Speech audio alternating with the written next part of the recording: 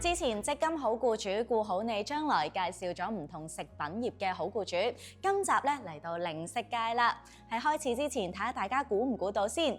食薯片千祈唔好問幾點。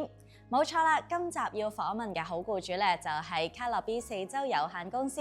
曹生你好啊，其實有樣嘢咧，我想問好耐㗎啦，到底你公司嘅僱員係唔係可以任食啲薯片嘅咧？其實都可以咁講嘅。如果你係薯片迷咧，喺我哋公司工作咧，真係一個天堂嚟嘅。好似做產品開發啊，或者業務嘅同事咧，成日都可以試到一啲特別嘅口味，甚至喺未正式推出新口味嘅時候咧，我哋都會預先俾我哋啲同事試㗎。哇，聽到都流晒口水啊！咁除咗有薯片食之外咧，仲有冇啲乜嘢特別嘅福利啊？其實有嘅，我哋有個為咗長期服務嘅員工嘅旅遊津貼計劃啦。做滿20年咧，就有5日嘅假期俾佢哋去玩。公司咧仲會提供一定金額嘅旅遊津貼。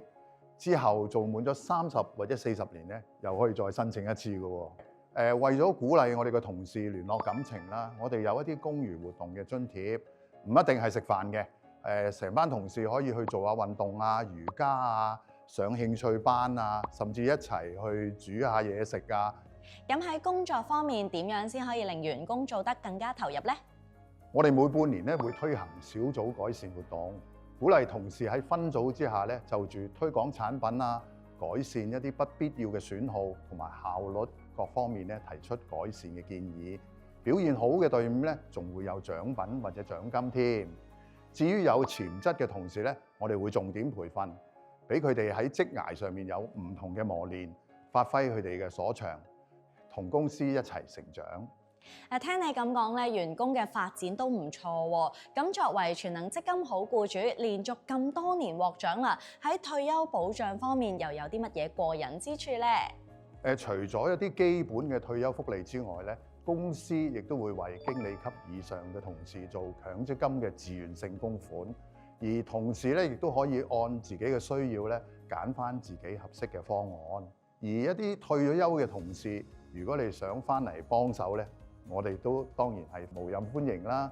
佢哋一方面好熟手，而且咧就算去咗退休嘅年齡咧，佢哋無論喺個能力啊、體力啊，其實都仲好好嘅。